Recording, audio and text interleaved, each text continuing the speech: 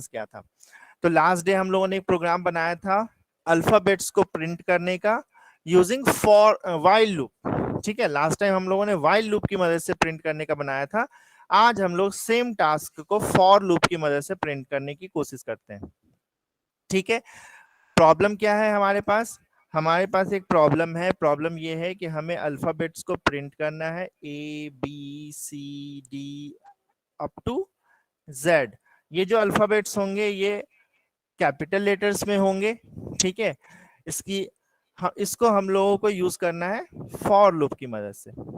अब देखो फॉर का सिंटैक्स अगर आप देखोगे तो फॉर का सिंटैक्स कैसा होता था, फॉर लूप हम लोग कैसे लिखते थे अपने प्रोग्राम में। तो फॉर लूप लिखने के लिए आपको लिखना होता है पहले तो फॉर, देन आपको पैरेंथेसिस स्टार्ट करना होता है। और इस पैरेंथेसिस के अंदर हमारे पास तीन चीजें आएंगी। पहला होगा इनिशियलाइजेशन या इनिशियल वैल्यू, दूसरा होगा एक कंडीशन जिसको हमें चेक करना है, और थर्ड चीज होगा इंक्रीमेंट या फिर डिक्रीमेंट। तो अल्फाबेट को प्रिंट करना है तो हमें ये देखना होगा कि इनिशियल वैल्यू जो सबसे पहली वैल्यू है जो प्रिंट करना है वो कौन सा है, ए। यानी कि मुझे यहाँ पे कुछ ऐसा लिखना है जिसके वजह से ए आए। ठीक है, तो मैं क्या करता हूँ, मैं एक वेरिएबल डिक्लेयर कर लेता हूँ, मान लो आई के नाम से। तो मैं यहाँ लिख दूंगा आई इक्वल टू ए।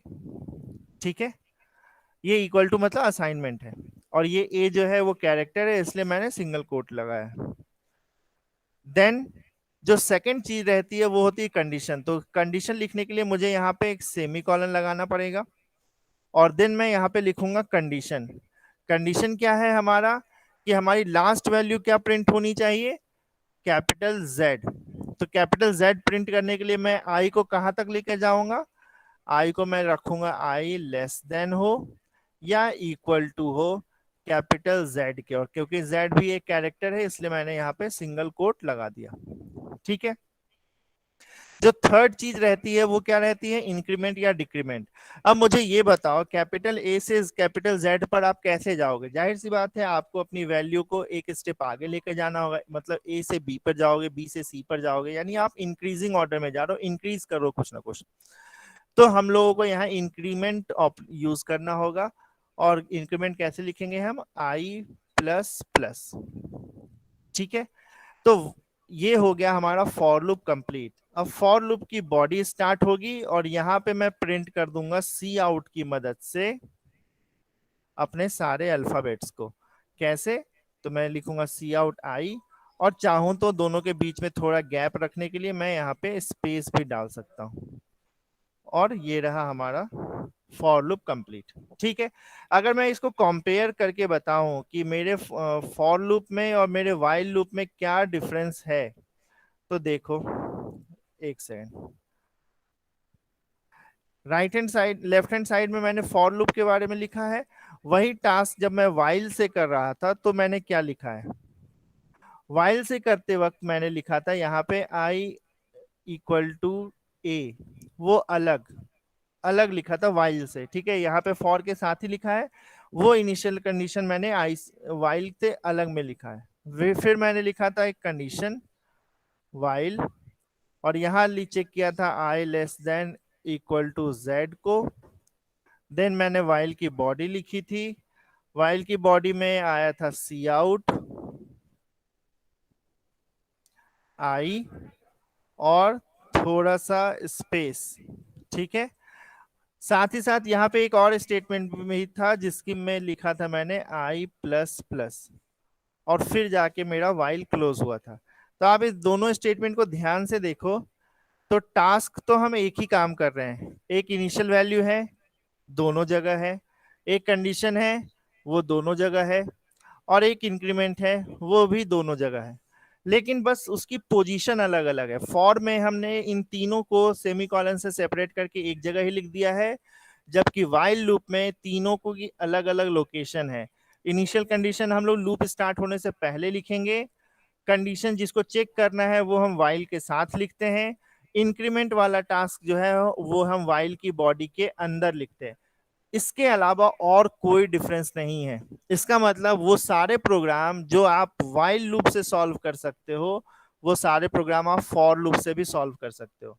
सिमिलरली वो सारे प्रोग्राम जो आप फॉर लूप से बना सकते हो, वो आप वाइल से भी बना सकते हो। बस हमें ये ध्यान देना होगा कि ये जो चीजें हैं वो सही जगह पर लिखी हुई होनी चाहिए, बस।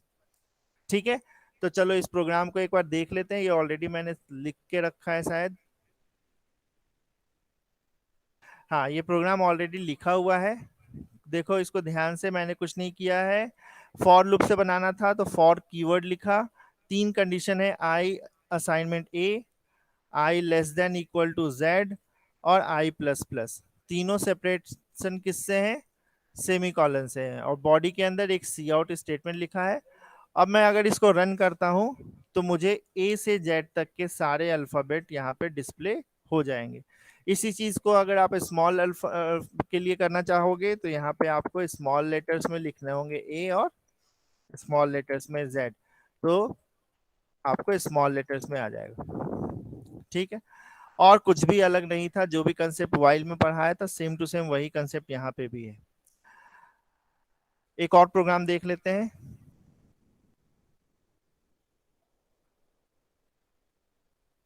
मल्टीप्लिकेशन का टेबल भी हम लोगों ने लास्ट टाइम पढ़ा था वाइल लूप की मदद से।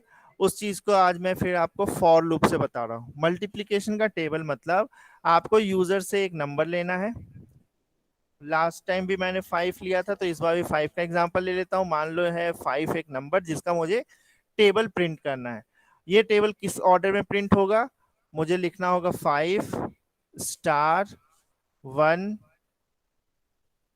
और 5। सिमिलरली यहाँ पे इंटर आने के बाद फिर अगली लाइन में 5 मल्टीप्लाई 2 इक्वल टू 10। ठीक है, ये लिखा होना चाहिए। मतलब ये 5 तो फिक्स्ड है। क्यों फिक्स्ड है? क्योंकि यूजर ने इसी का टेबल बोला है अपने को। वेरिएबल क्या होगा? यहाँ पे जो लिखा है वो बदल रहा है बार बार। 1 2 3 4 अप टू कहाँ तक जाएगा? 10 तक जाएगा। और इसके बदलने के कारण यहाँ पे भी जो आंसर आ रहा है वो भी बदल रहा है। इसका प्रोग्राम अब हम लोग लिखने की कोशिश करते हैं। इसका प्रोग्राम अगर हम लोगों को लिखना है तो सबसे पहले मैं ये एज्यूम कर रहा हूँ कि आप सी आउट और सी इन की मदद से यूजर से नंबर ले लोगे जिसका टेबल लिखना है। ठीक है, तो वो नंबर मान लो आपका है 5।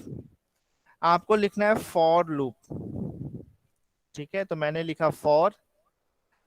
सबसे पहले एक इनिशियल कंडीशन। अब देखो जो टेबल आप प्रिंट करोगे उसका सबसे पहला लाइन क्या होना चाहिए? किसके लिए वो चलेगा?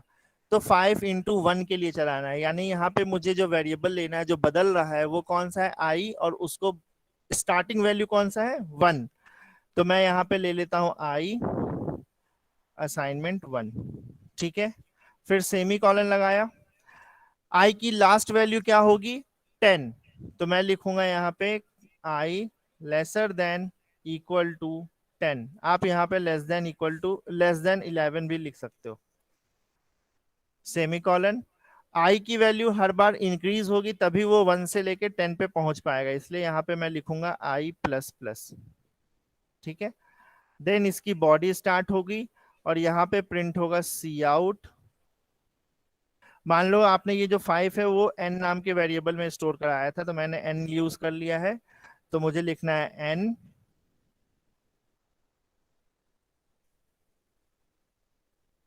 एक मल्टीप्लाई का सिंबल भी आना चाहिए, तो मैंने सी आउट में ही मल्टीप्लाई का सिंबल भी लिख दिया। उसके अलावा क्या आना चाहिए? ऐसा चाहिए ना मुझे, 5 × 1 = 5, ये पूरा चाहिए। तो 5 तो मैंने एन से ले लिया। 1 जो है मैंने स्टार्ट डायरेक्ट प्रिंट कर दिया। 1 के लिए मुझे 1 की वैल्यू कहाँ से आएगी? इस आई से आएगी। तो मैंने यहाँ आई लिखा। फिर इक्वल टू का सिंबल भी प्रिंट करना है, तो वो भी प्रिंट करा लिया। फिर मुझे चाहिए एन और आई का प्रोडक्ट, तो मैंने यहाँ लिख दिया एन मल्टीप्लाई बाई आई। और आप चाहो तो यहाँ पे एक बैकस्लैश एन भी लगा सकते हो। Sorry, backslash n. ठीक है, जिससे हम न्यू लाइन पे चले जाएंगे। तो इतना लंबा सा एक स्टेटमेंट लिखोगे और आपका ये फॉर लूप भी क्लोज हो जाएगा। इसका प्रोग्राम वाइल से ऑलरेडी बता दिया था, तो मैं दोबारा नहीं बता रहा हूँ वाइल का प्रोग्राम क्या था। ठीक है, अब इसको रन करके देखते हैं।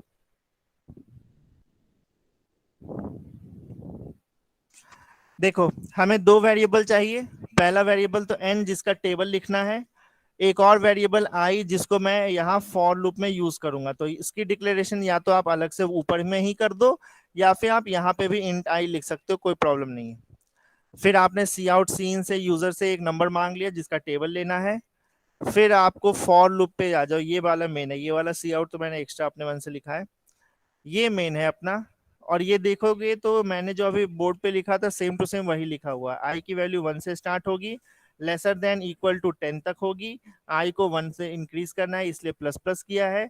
और सी आउट एक ही स्टेटमेंट है इसलिए यहाँ पे करली ब्रेसेस यूज नहीं किया है। ठीक है, ये भी लास्ट टाइम बताया था मैंने। यहाँ पे आप चाहो तो करली ब्रेसेस यूज करो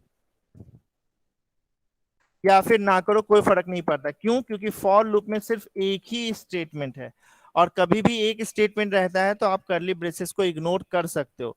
एक से ज्यादा अगर स्टेटमेंट होंगे तो आपको करली ब्रेसेस लिखना ही पड़ेगा, कंपलसरी है। ठीक है, सी आउट में N star I equal to N into I दोनों काम कर दिया। रन करा के देखोगे तो 1 से लेकर 10 तक के मैंने 5 लिया था तो 5 लिखा और उसका इंटर किया तो ये देखो उसका आउटपुट आ गया है। ठीक है, तो ये टेबल भी आपका काम कर गया।